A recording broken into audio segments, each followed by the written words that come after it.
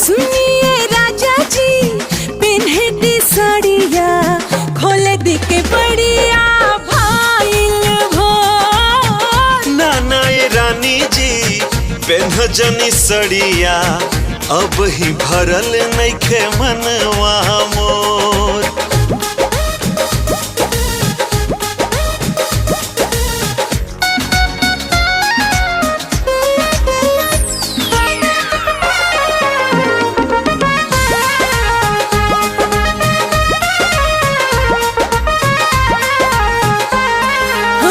सोचतानी सैयारोवा खाली अपना बारे में टाइम लागी राजा साड़ी साया सोई हार में।